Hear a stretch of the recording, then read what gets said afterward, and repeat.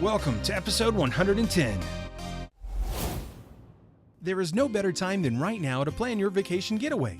Don't have the time to plan? Use the friendly travel agents at 3D Travel Company by going to our website, www.whodidthatvoice.co, and clicking the Book Now button today on the left-hand side. Hurry and plan your trip today so you can travel away. Welcome to Who Did That Voice, the show where we take an in-depth look at voiceover. And now, here's your host, Trenton Larkin. Hello everyone and welcome back to the show. Today's special guest is the voice of Tigatron from Transformers Beast Wars. Stay tuned for a clip and then an amazing interview with today's special guest. It's empty. Where is the Maximal? Right here. Tigatron! Maximize!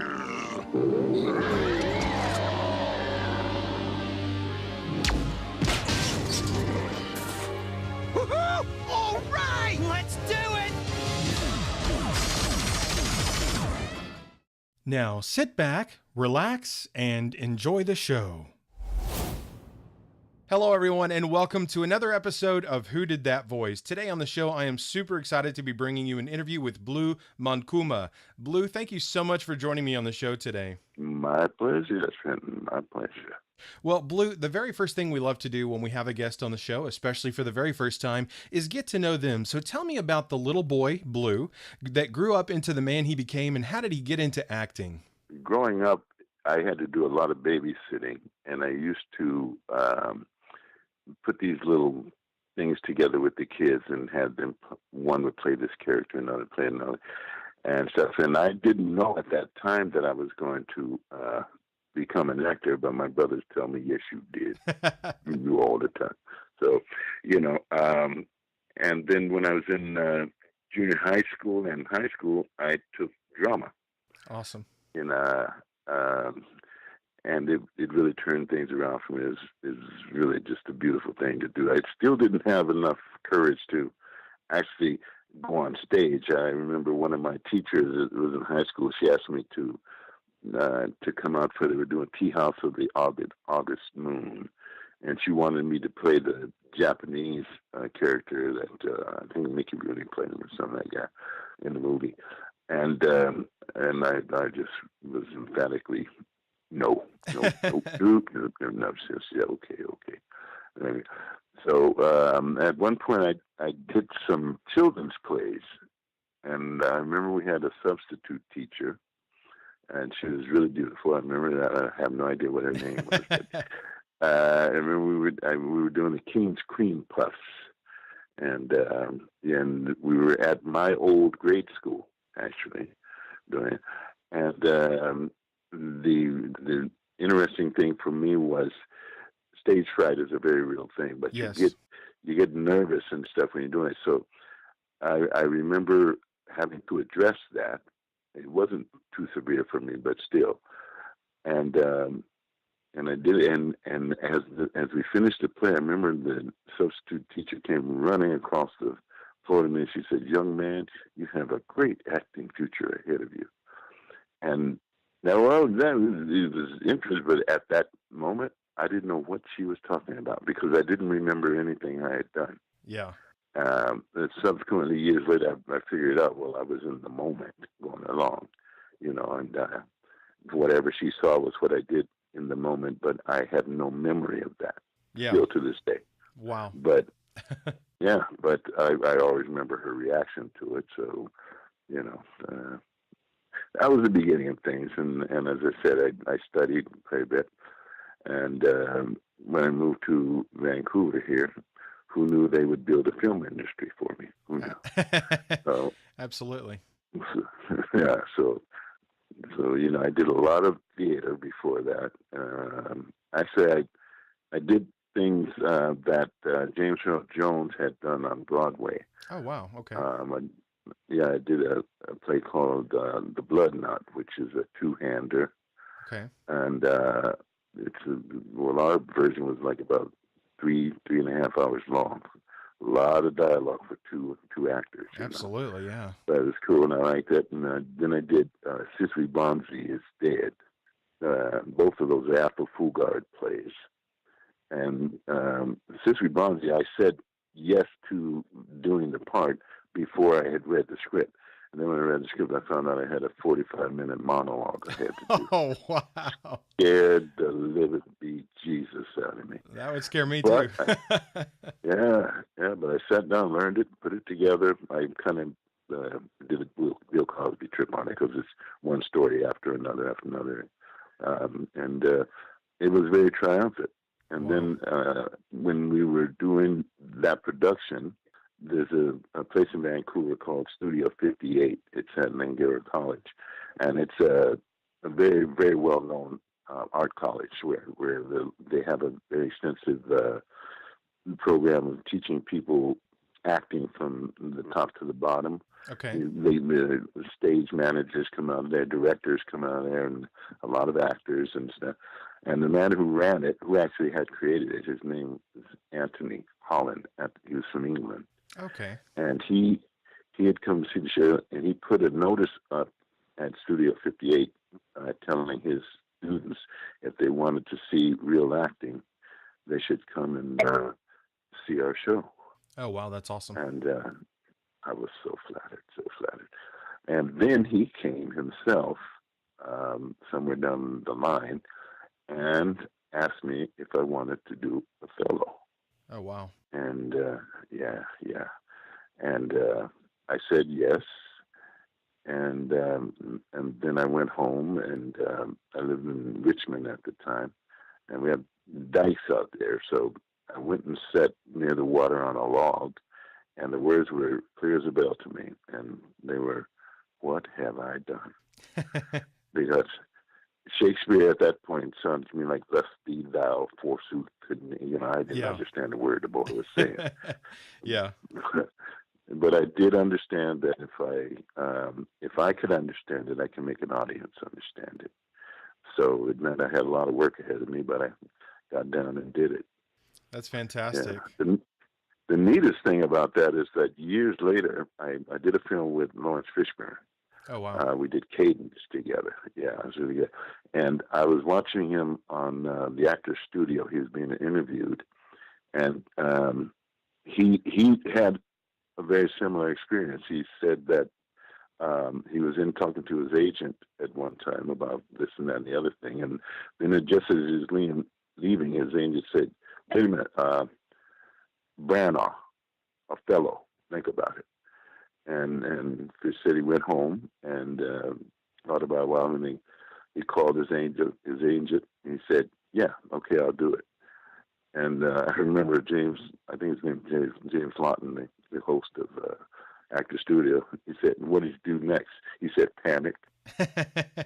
I almost jumped out of my skin, Trev. That knocked me out, man. It was, I know. Yeah. But I don't know if you've seen the film of Othello with him in it. But I haven't. A wonderful job. No, I haven't. But I'll definitely have to check it out for sure. Absolutely. Yeah. So how did? Yeah. So sorry, Blue. You go ahead, man. No, I'm going to wait for you. Go ahead. Okay. Well, what I was going to ask is, so through all your stage acting and through everything that you did, how did you get into voice work, especially with Beast Wars that aired back between 1996 and 1999, where you played Tigatron, which was one of the 4 characters you played on that show? Yeah. That was quite the move for me. Well, I had been acting in film, and I had a voiceover career going as well. When I got involved with a stage play in Vancouver at the Arts Club called Ain't Misbehaving. Oh yes, I've heard of that one. Yes. Yeah, and you want to hit, holy smoke! Man. After our opening night, we were sold out for 2 months. Good Lord, that's a lot. They sold tickets the next few days for 2, and when I did that show for 20 months. Oh wow! But and the rest of the cast went on for a couple of years, and it was just a phenomenal hit. Yeah. But I wanted to get back to acting really bad, so I finally decided I was going to leave the show, and I did. And the minute I got back on the circuit, as it were, and my time was available, I got calls from all over the place. And I remember the Beastie thing. I had a hard time. I knew who the Transformers were, what kind of characters, but seeing them as animals was a bit of a head trip for me. I bet, yeah. But boy, it turned out just beautifully, and yeah, it's still to this day that and the little part I did on My Little Pony are the things I get the most reaction to, the most mail about. And, that's fantastic. It's very, very gratifying. Yeah. Well, yeah. absolutely. So, I love voice work is my favorite because like it doesn't take long. You don't have to memorize it. Yeah. You know, and you just sit in the room and get goofy. I got to tell you one experience I had. I forgot what cartoon we were working on, but it was something. And all these guys were in the room, and then one of the guys started fooling around, and he started doing Captain Kirk. You know, nice. Spot eye, you know, this sort of thing. And then another guy started doing it back there, and suddenly I was in a room full of Captain Kirks. That's funny. And I can't do Kirk myself, but I was just thinking, how lucky does life get? You know, how fortunate can you be? This is, and I knew I was going to tell that story forever. You had a room full of Captain Kirks. yeah. A dinner party story for sure. Yeah, they were trying to top each other, and one was trying to say something funnier than the last and stuff, and I just had a joyous time. That's fantastic. Cool. Yeah, you're right. You know, Blue, I actually have to thank you because you actually helped me find my favorite animal as a young boy. My favorite animal is the white tiger, and it's all due to you playing your character Tigatron from Beast Wars. Wow. Thanks for the compliment. You're very welcome. Beautiful. I have to tell you though that I always enjoyed doing this sort of thing, but I was not actually cognizant of the significance it can bring to children. Absolutely. And yeah. I went to a convention at one point in Lexington. Okay. And from Vancouver, we went to Lexington. Scotty went as well. Scott McNeil. Oh yeah. Brilliant. And Obot and Rat Trap. He does them both. I used to stand beside him in the studio and watch him argue with himself. Those characters were always at each other. It was really good. Yeah. But I got down in Lexington, and this person came in, and it was a story similar to what you just said about your reaction to. He said that he was in Chicago, and suddenly his parents told him that they were going to move, and they were going to move not down the street or further some other place, some other location in the city. Yeah. They're moving totally down south. I don't know if it was New Orleans or it was something just way the hell gone from Chicago. Oh wow! And he was not a happy camper. He was a kid, so he had to leave all of his friends. And he said when he got down there, he didn't want to go outside. He wasn't necessarily afraid. He just was, totally in a new setting, and he didn't acclimatize himself too well, and he was watching TV, and he said, I swear to God, he said this to me, right? He said that he started watching, they call it Beast Wars down in the States. Yeah. And he said in Tigatron, he said he liked that character so much and how he dealt with his thing, because Tigatron didn't, he didn't want to be in battle. He doesn't see all that stuff as a good thing. Yeah. There's a necessity for it, but there was something that struck this little kid enough, so he said it gave him the courage to go outside and meet other people, and you know what I mean. He became fond of his neighborhood. Then he actually went out of the door because Tigatron made him feel it was going to be okay to do.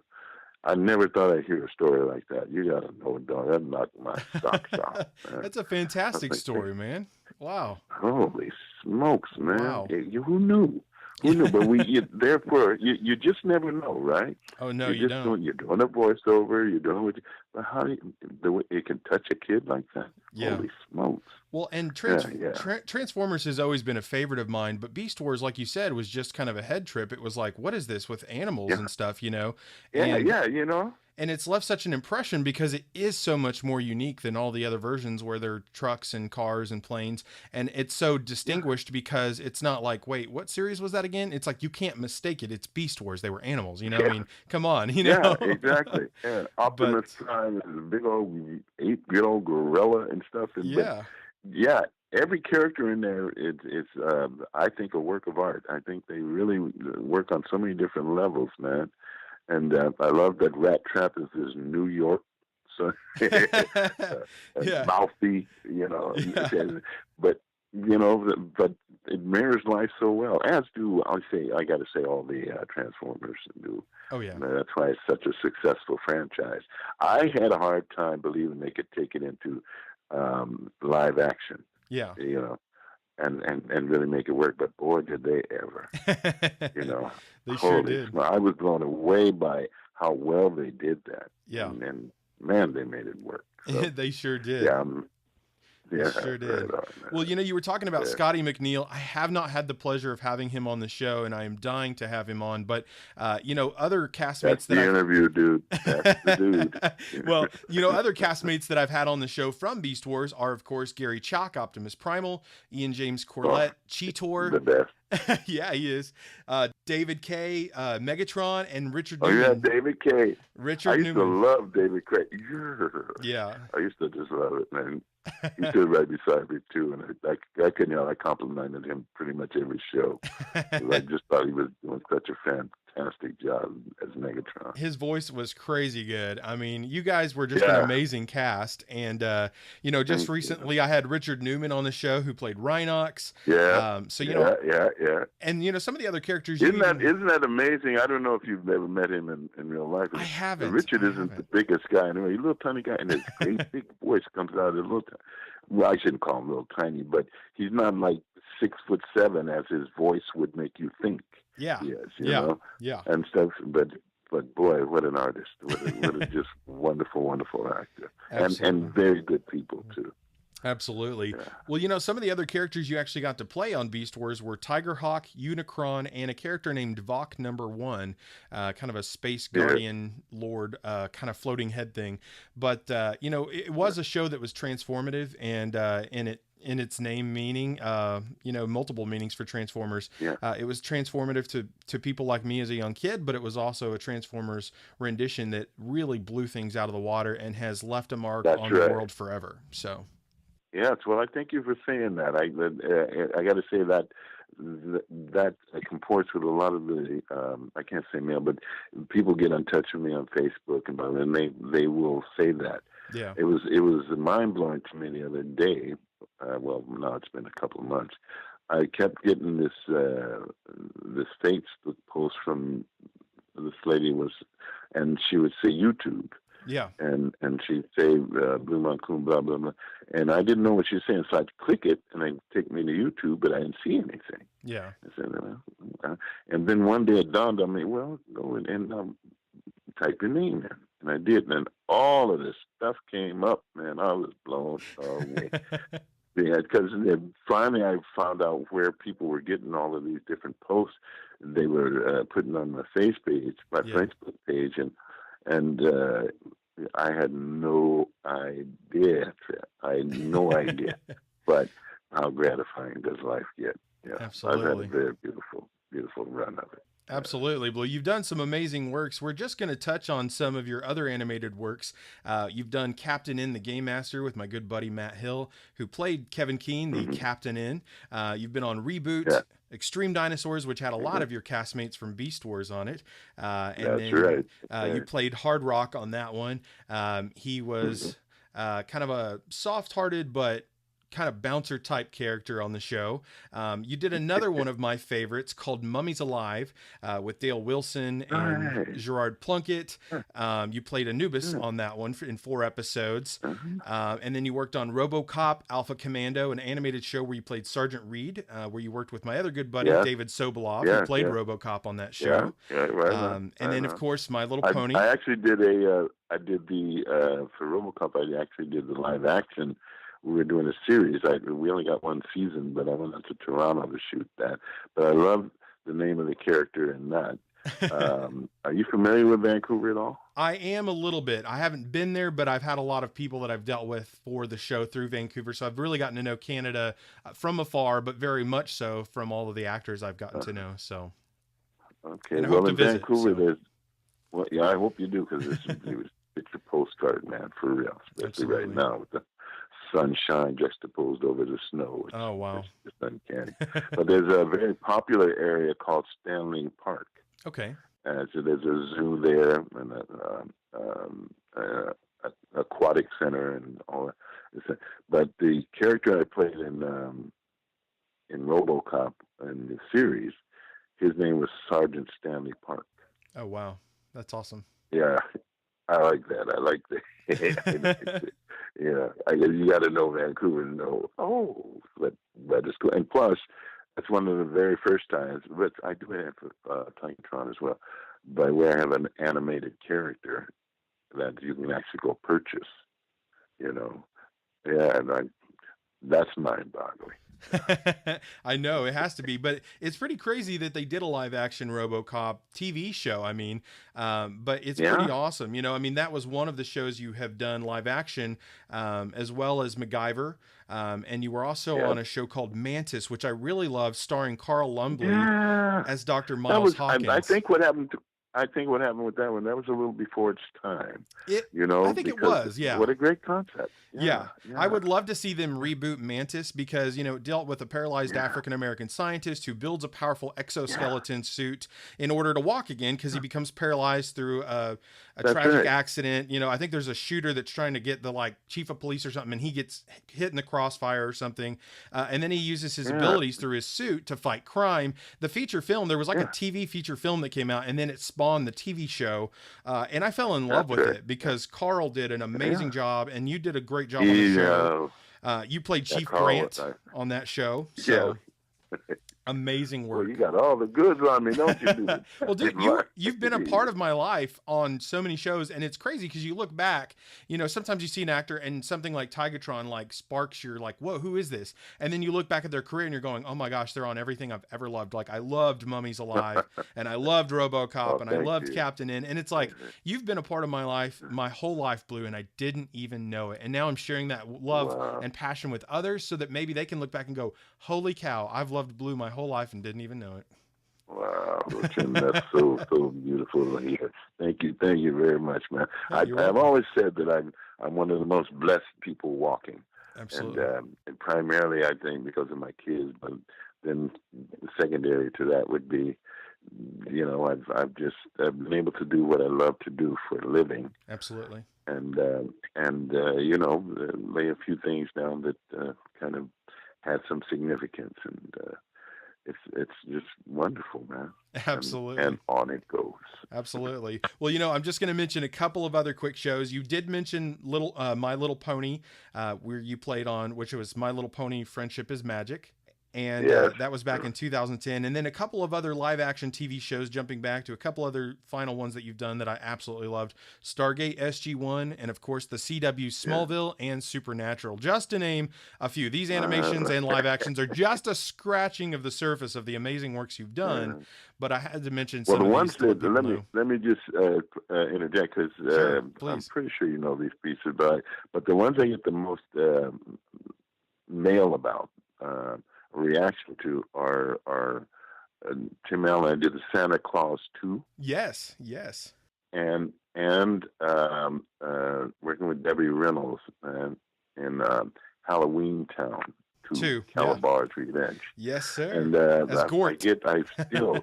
Somebody will walk up to me and they'll be shy. They'll say, excuse me. I don't mean to bother you, but are you an actor? And then they start to tell me how Halloweentown is something they watch every year. I do that. Because the first time they thought there were 4 or something like that. Yeah. And they just love it. And again, how can your heart get warmer? It's so gratifying, man. And absolutely. Yeah, I've been fortunate, Trenton, for real. Well, Halloweentown was one I was definitely going to touch on because I am a huge fan, and that is definitely a tradition I've fallen into where I watch the movies every year. And you played Gort on that show. Yes, I did. Who goes through some crazy transitions as Kalabar's revenge is unleashed upon Halloweentown. Well, we all did. Remember when everything turned gray? Yeah. And, yeah. I remember doing those scenes with Debbie. Debbie was, oh, man. Do you know at that time when we were shooting it, she was still appearing and starring in Vegas. Really? She was a huge song and dance lady. Yeah, she was what we call in the business a triple threat. Always. I loved her in the Singing in the Rain. Dancing. I loved her in Singing in the Rain. Yeah. So, the Unsinkable Molly Brown. Oh yeah. But Debbie was a sweetheart. Oh man, and I loved it because if both of my parents and my stepmother, they're all passed now, but during the time when I was a kid and stuff was when the whole thing with Debbie and Liz and Eddie Fisher and all that was, all the tabloid. That was the biggest news of the day. And I've often thought, and I wonder how they would react if they were still around. I'm actually doing a film, or I've done a film with Debbie Reynolds, man. Yeah. She was a sweetheart, man. She just seems so kind. I was really sad. So kind and genuine. Yeah, she is. Yeah, the heart just big as gold, but the performer in her just consummate. That's awesome. I don't see a lot of people that are that. Let me say blatantly the triple threats. A lot of them are, and you don't know it. There was the guy. He starred in what is that name of that show? It's a huge cop show, and is very, very popular. But he started out as a song and dance man. I had no idea. And then one day I'm watching, and this tough, hard ass cop is just singing and dancing across the stage. And I'm like, Jesus.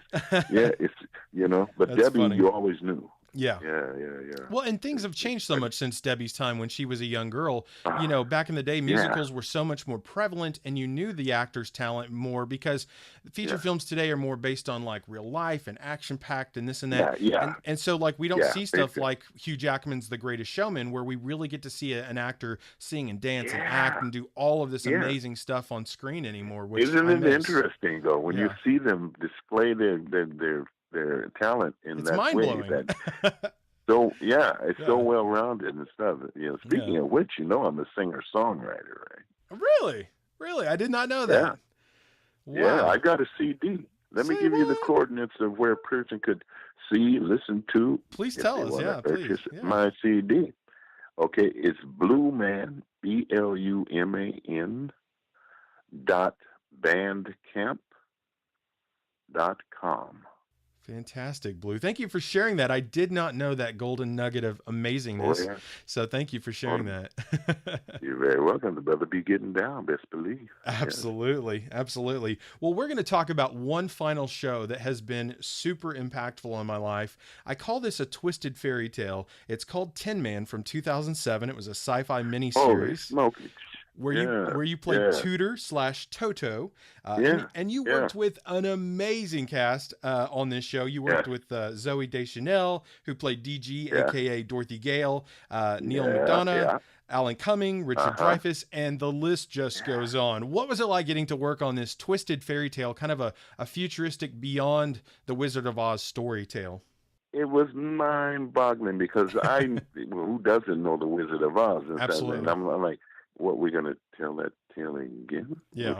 But the way they did it, the approach they took, I thought was brilliant. And you're right, the cast. Like, I didn't know much about Zoe at that point. Yeah, she was kind of new at that point in 2007. Yeah. I had seen Neil in some things. Alan Cumming was a bit of a new entity to me, too, but I was vaguely familiar with him. Yeah. But but as an ensemble, as we got together, we were just having a ball, you know, and then I did get a chance to sit down and watch it after we had done it, and I was going, you know, this ain't bad at all. It's just, you know, holy, you know. Yeah. I thought the take on the Wiz was pretty unique and well thought out, well written, and I was so pleased to be a part of that. I got to say, man. Yeah, it was fantastic. And it was I love watching all of their careers. I think Alan Cumming is coming up on a new series now.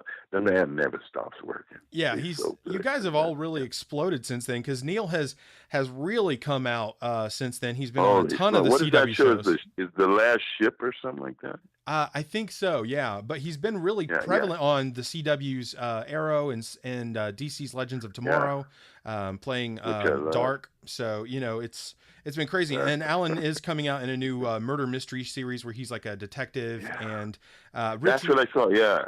I haven't seen Richard do anything in a while, Richard Dreyfuss, but Zoe Deschanel's been super busy on tons of different projects, and I'm totally blanking out on her new show. The New Girl, that's her show. Yes, that show's been exploding. It's been doing really, really well, and I loved her. She's so good. She's so good. She is, and I fell in love with her in Elf when she was doing that movie, and then I fell in love with her again with watching Tinman, because she's just so cute, and she has such a lovely voice. I love hearing her sing. So. Yeah, yes. She used to sing on set a lot, just sing a little bit. Yeah, but again, you're saying echoes of my heart. I just love. That's the most important and fascinating aspect of being an actor, is the people you meet. Absolutely. And often get to work with. I've had the thrill of working with people that growing up with my family in Seattle. I used to sit on the couch and watch. James Garner, for example. Yeah. We used to watch Maverick every week. You know, nice. And to be able to sit and tell him that to his face was. I did a film with Lou Gossett called Jasper, Texas. This is a bit of a hard thing to take because it's a tough story, but I got to tell him how watching him on Roots when he did Fiddler. Yeah. And how I saw him sitting on it. He was grumpy all day in the picture. And he sat under the tree and I said, as a kid watching, I said, I knew he was going to die. And when he actually died, and it broke my heart, man. Yeah.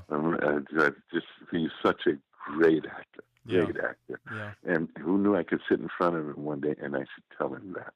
That's amazing. But I got the opportunity. Yeah, man. Whoa, that's so awesome. When we're able to share our passions with others who have impacted our lives, like I'm sharing with you, Blu, not just sharing your story, but it really means a lot to me. And, I hope it does mean a lot to you as well, because you have made such an impact on my life, man. So thank you. It's huge to me, Jen. Like honest to goodness, I take that with me wherever I go.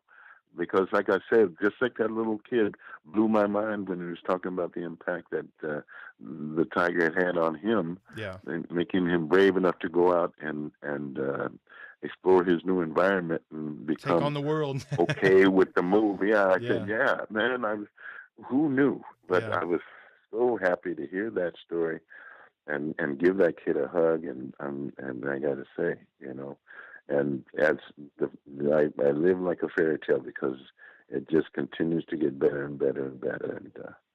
And so, absolutely. Yeah. Well, Blu, I have two final questions for you, man, and we will wrap this interview up. Are you ready? Yeah, shoot. All right. Yeah. The first of the two is, what is the kind of advice you would give to someone who's maybe an aspiring actor or actress, or maybe somebody who's already kind of broken into the field? What is some advice you would share with them today? The first thing I would say is do stage. Do stage.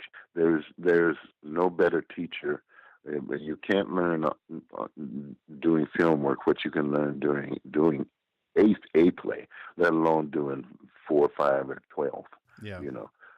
And if you can squeeze a little Shakespeare in there, do that too, because the growth you undergo as an actor is just enormous. The difference between the performance you're doing on opening night and the performance you're doing on closing night it's like you talk about night and day.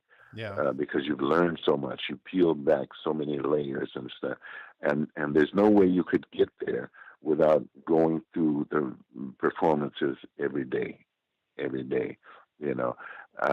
So I'd say do stage, and then there's a phrase I've been talking about this a lot lately. A phrase that I like an awful lot. It is regarding a career in showbiz, especially acting. If anything can stop you, let it. Yeah. The meaning is that even with your whole heart in it, trying with all you got, total commitment, all in and stuff like that, it's hard. Okay? So if you're thinking, well, I'll give it a year and see how, just don't bother. Just go get the job at Denny's and, take care of your family and stuff. Because I'm telling you, man, it's tough going, and Yeah. it's so worth it. It's so worth it, but you got to be, you got to have that little bit of a kamikaze heart, and just your dream. You're just going to keep following it, and Absolutely. nobody's going to tell you not to. Absolutely. Now, if you got that. If you got that going on, you got a shot, man, and hopefully I'll see you in the bright lights. Fantastic advice. I really love it, Blue. Thank you so very much. The last and You're very, very well. Go ahead. I'm sorry. No, you go ahead, man. You were just saying. No, I'm ready for the next one. Okay. Shoot. Sorry, I didn't mean to cut you off, man. That's all right. Well, Blue, the last and final question I have for you today is, what is the legacy that you want to leave behind? Ooh, that's interesting.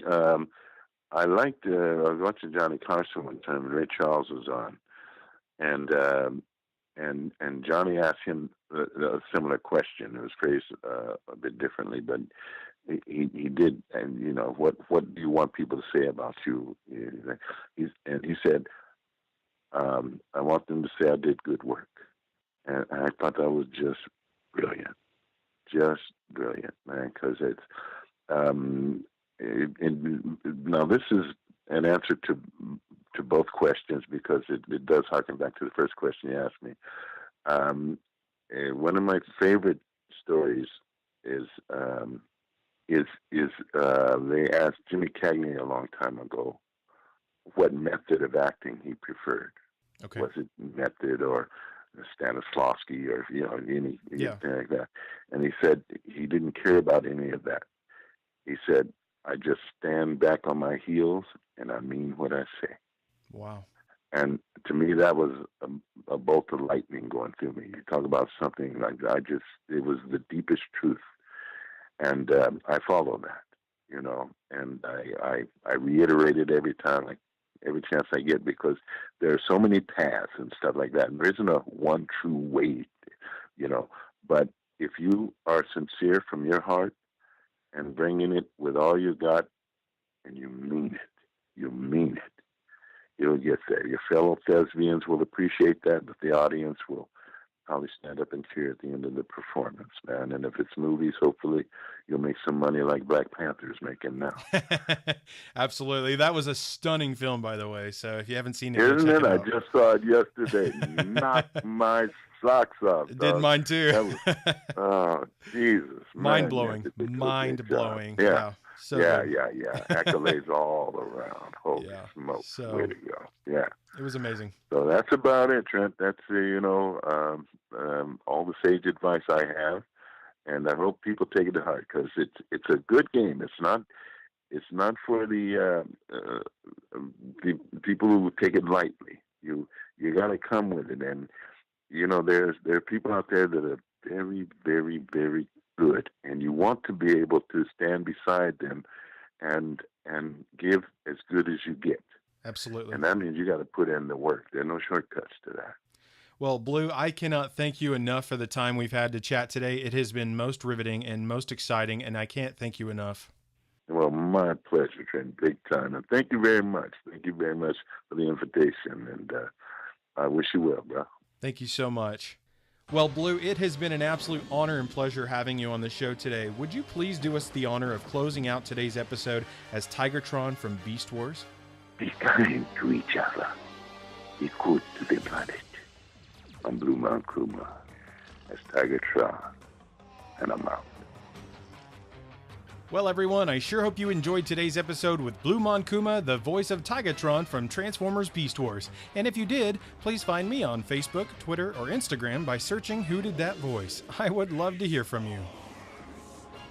You know, a question you might ask yourself is, where can I listen to Who Did That Voice? That's an excellent question.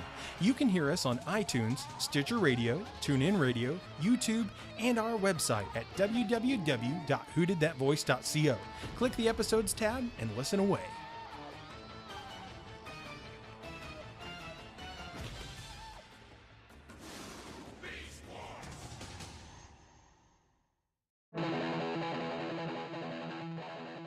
Well, everyone, that's all the time we have for this episode. Join us next time for our special guest, Larry Kinney, the voice of Sonny from Cocoa Puffs the cereal. You won't want to miss this episode.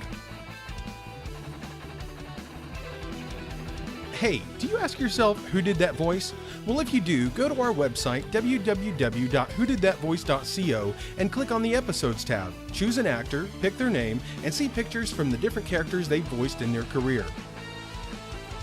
Thank you for joining us today. We'll see you next time for more discoveries on Who Did That Voice.